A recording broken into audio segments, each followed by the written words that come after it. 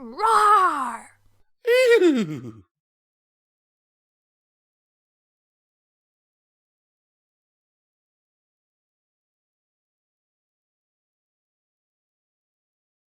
The Twilight Alarm by J. David.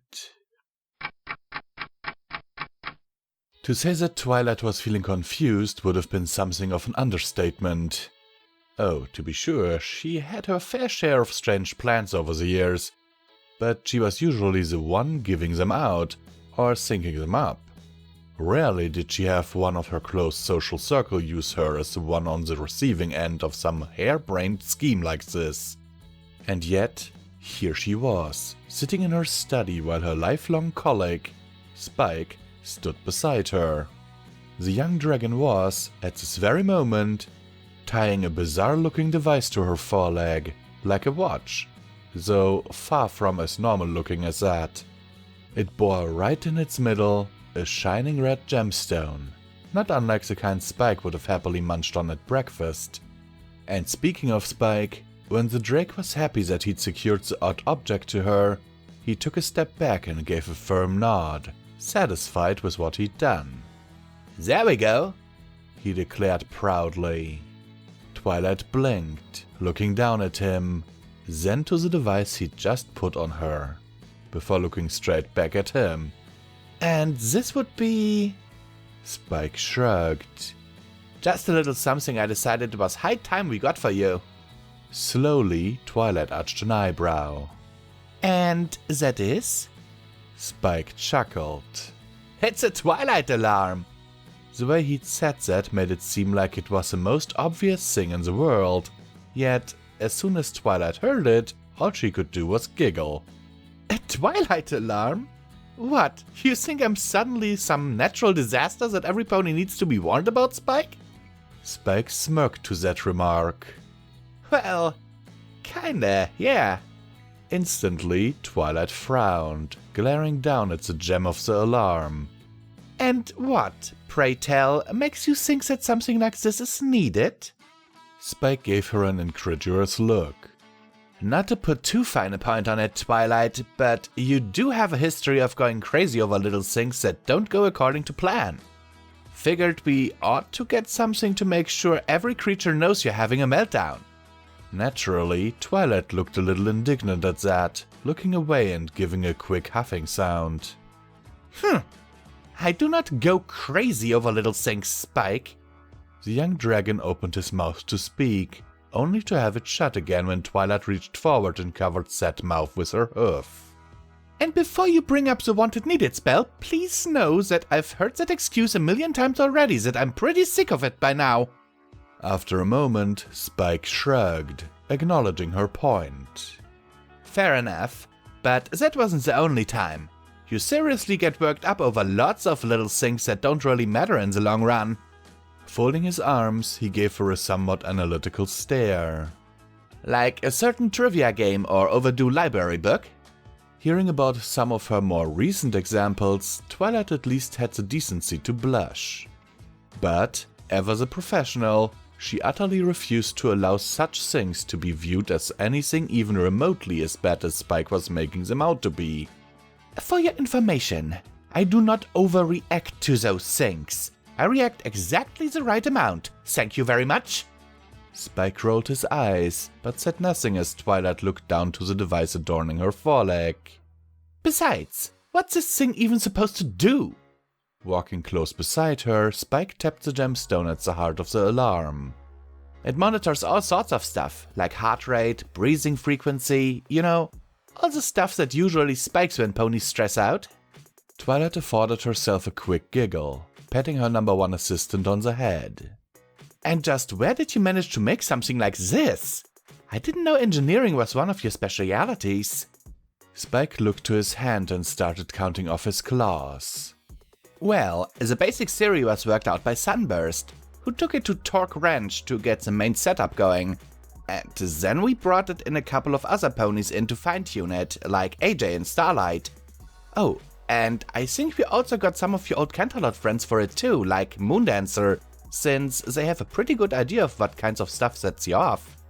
Twilight's smile had vanished now, replaced with an utterly shocked look instead. Exactly how many ponies have been told that I need an alarm to warn others of my apparently going nuts? Spike counted his claws again, then muttered under his breath before giving a somewhat sheepish look at her. You know, it's probably best you don't know the answer to that. Twilight slapped her own forehead, then let out a long sigh. Spike, I appreciate you looking out for me like this, but I promise you, you have nothing to worry about. Spike raised his eyebrow again, prompting Twilight to continue. I mean it. I may have had a history, a long history of maybe going slightly off the rails when things stray from my expectations. But going this far is a little overboard. Spike sighed. Look, just wear it for a day, okay? For me? If you can go one day without going crazy over little, unimportant things, I'll believe you and take it away, okay? It was a reasonable request, she had to admit, and so she smiled sweetly to him, giving him another friendly pat on the head before giving her answer. I accept those terms, Spike. Spike smiled and nodded to her, glancing instead to her desk, which was currently covered from one side to the other in papers from the school that had yet to be graded. So, you gonna get started on those? Twilight nodded proudly to them. Indeed I will, so... She gave a shoe gesture to him, which he immediately understood, nodding to her before turning around and making his way out of the room. Once he was gone, Twilight giggled over that entire encounter, then turned her attention to the papers. She sighed, ready to get down to the kind of work she loved best. But as she reached for her quill and inkwell, she noticed, to her slight worry, that those objects were nowhere in sight. Confused, she looked in the drawers of her desk. No, they weren't there either. She gulped, turning around and looking on many of the surrounding shelves and tables, only to discover that they were similarly quill-less. Then, as she looked back to her unmarked papers, her eyes widened and a single drop of sweat started to roll down her forehead. Oh no! What's going to happen if I can't grade these papers? The students will be expecting them back any day now. What'll ponies say if I can't even fulfill the simple headmare task of grading papers? And the students, they'll spend their whole day stressing over the absence of their clearly defined grades. They'll panic. They'll think I'm deliberately trying to torture them by making them wait longer than usual. But barely was she able to finish that train of thought when, all of a sudden, the gemstone on her wrist glowed brightly, and a booming voice called out from it. Alert! Alert! Twilight Sparkle is going nuts! I repeat, Twilight Sparkle is going nuts!